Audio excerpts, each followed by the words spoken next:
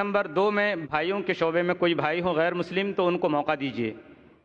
السلام علیکم، میرا نام ہے مہاویر پرساد سینی اور میں پیسے سے پلمبر ہوں، کنسٹرکشن لائن کا کانٹریکٹر۔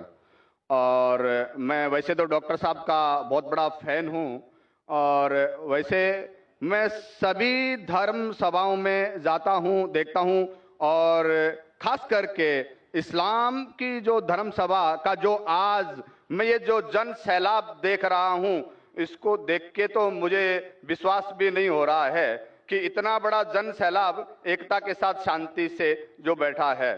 اور اسی کو دیکھتے ہوئے اور پچھلے 22 تاریخ سے میں لگاتار یہاں آ رہا ہوں، یہ آج تیسرا دن ہے، ڈاکٹر صاحب کی بھی تقریر سن رہا ہوں۔ اس کے آگے جو اسلام مذہب ہے اس کے پرتی میری جو پہلے جو عزت تھی، پسندگی تھی، وہ کتنی گنا بڑھ گئی ہے تو میں الفاظ نہیں کر سکتا، لیکن کچھ بھرانتیاں، کچھ کنفیوزنگ ہے جس کا میں خلاصہ چاہتا ہوں۔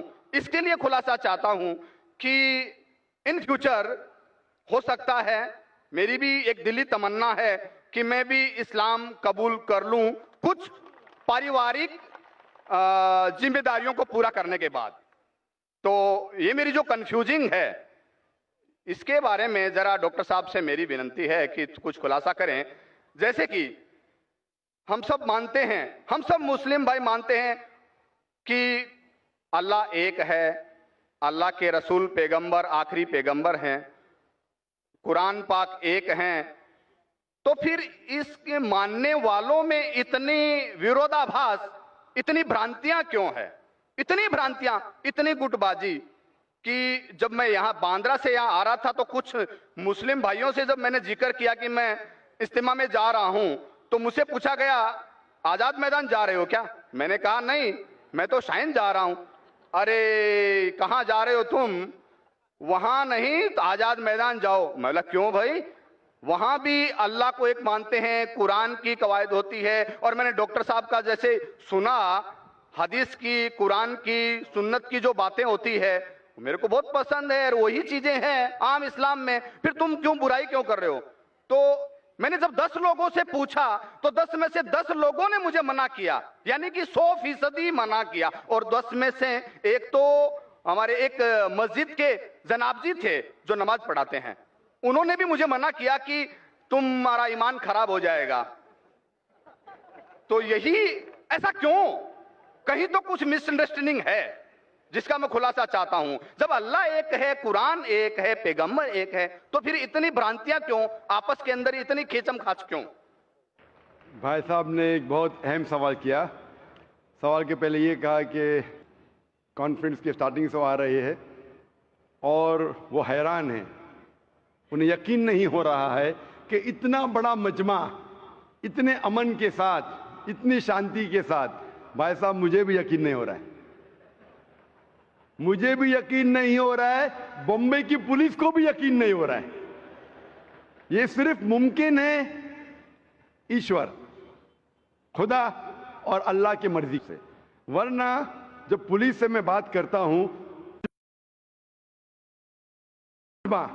وہ بھی مسلمانوں کا، اتنی شانتی، ہمیں کچھ کام ہی نہیں کرنے پڑتا ہے، ہم صرف بیٹھے ہیں۔ اتنا بڑا مجمع غیر مسلمانوں کا بھی اتنی شانتی سے نہیں جانتا، مسلمانوں کو تو چھوڑو، ان کا نظریہ بھی اسلام کے بارے میں بدل جاتا ہے۔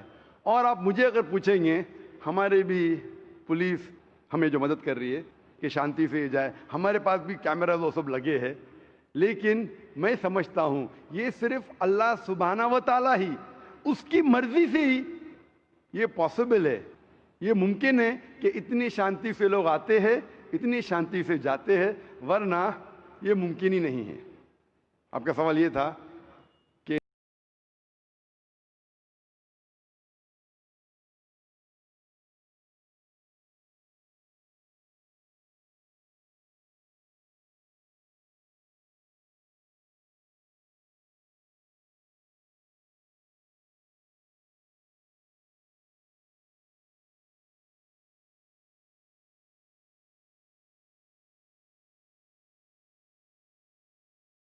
ان سروں کا میں ان کو بھی جزاک اللہ کہتا ہوں.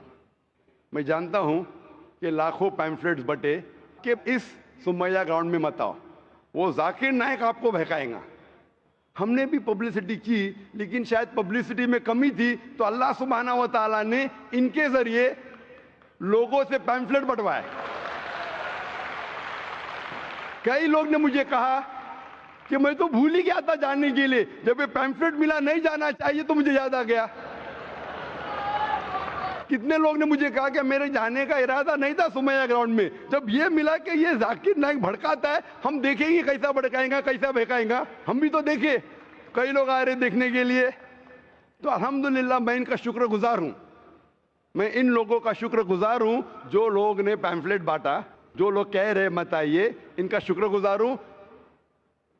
میں ہمیشہ مانتا ہوں اللہ سبحانہ و تعالیٰ میں, قرآن میں اللہ تعالیٰ کہتے ہیں سورہ عمران میں سورہ نمبر 3 آیت نمبر 54 میں, مکروا مکر اللہ واللہ خیر الماکرین. انہوں نے پلاٹ کیا, پلان کیا, اللہ سبحانہ و تعالیٰ نے بھی پلاننگ کی. سب سے بہترین ہے اللہ سبحانہ و تعالیٰ.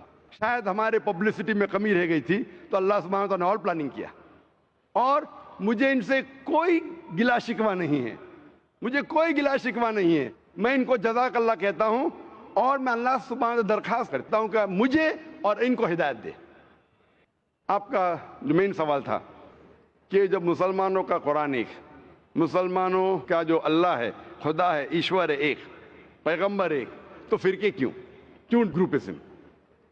اس کا جواب ہے قرآن مجید میں سورہ ال عمران سورہ نمبر 3 آیت نمبر 103 میں, وَاعْتَصِمُوا بِحَبْلِ اللَّهِ جَمِيعًا وَلَا تَفَرَّقُوا.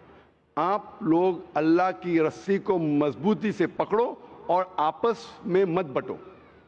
قرآن مجید میں لکھا ہے اللہ کی رسی کو مضبوطی سے پکڑو. اللہ کی رسی کیا ہے؟ یہ قرآن مجید اللہ سبحانہ و تعالیٰ کی رسی ہے. ہم مسلمانوں کو اللہ سبحانہ و تعالیٰ کہتے ہیں کہ قرآن مجید کو مضبوطی سے پکڑو اور آپس میں فرقے مت بناؤ, آپس میں مت بٹو. اور اللہ تعالیٰ فرماتے ہیں قرآن مجید میں سورہ نساء میں سورہ نمبر 4 آیت نمبر 59 میں, اطیعوا اللہ اطیعوا الرسول. آپ اللہ کی اطاعت کرو اور اللہ کے رسول کی اطاعت کرو. اور اللہ تعالیٰ فرماتے سورہ انعام میں سورہ نمبر 6 آیت نمبر 159 کہ جو لوگ اس دین اسلام میں فرقے بناتے ہیں, یا رسول تمہیں ان سے کوئی لینا دینا نہیں ہے, اللہ سبحانہ و تعالیٰ ان کو دیکھیں گے آخرت میں. مطلب جو کوئی اسلام میں فرقے بناتا ہے اسے اللہ کے رسول سے کوئی لینا دینا نہیں, یعنی فرقے بنانا حرام ہے. افسوس کی بات ہے, ہم جب مسلمانوں سے پوچھتے ہیں کہ آپ کون ہیں دین کے بارے میں, تو اکثر مسلمان کہتے ہیں ہم یہ ہے, ہم وہ ہے, ہم فلانا ہے, ہم ڈمکا ہے. اللہ کے رسول کیا تھے؟ یہ تھے, وہ تھے, کیا تھے؟ قرآن مجید میں لکھا ہے سورہ ال عمران میں سورہ نمبر 3 آیت نمبر 52 میں, عیسیٰ علیہ السلام مسلم تھے. قرآن میں لکھا ہے سورہ ال عمران میں سورہ نمبر 3 آیت نمبر 67 میں, ابراہیم علیہ السلام نہ یہود تھے نہ نصارہ تھے, وہ مسلم تھے. قرآن مجید میں کئی جگہ لکھا ہے سورہ ال عمران میں سورہ نمبر 3 آیت نمبر 64 میں, فَقُولُوا اشْهَدُوا بِأَنَّا مُسْلِمُونَ, ہم شہادت دیتے ہیں کہ ہم مسلم ہیں.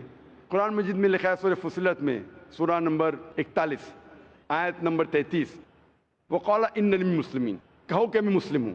کئی جگہ قرآن میں 20 سے زیادہ مرتبہ قرآن میں کہا گیا اپنے آپ کو مسلم کہو, مسلم کہو, مسلم کہو. ابراہیم علیہ السلام جب دعا کرتے اللہ سبحانہ تعالیٰ سے سورہ بقرہ سورہ 2 کہ میرے بچوں کو, میرے نسل کو مسلم بنا. اگر کوئی بھی پوچھتا ہے, جو لوگ ایک قرآن میں مانتے, ایک اللہ میں مانتے, ایک رسول میں مانتے, محمد صلی اللہ علیہ وسلم, صحیح جواب ہونا چاہیے مسلم, اول مسلم. اور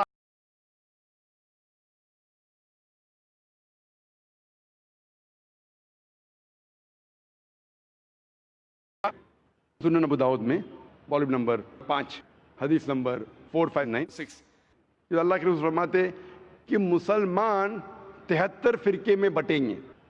اللہ کے رسول نے فرمایا بٹیں گے, یہ نہیں کہا کہ بانٹو. اللہ کہتا ہے مت بانٹو.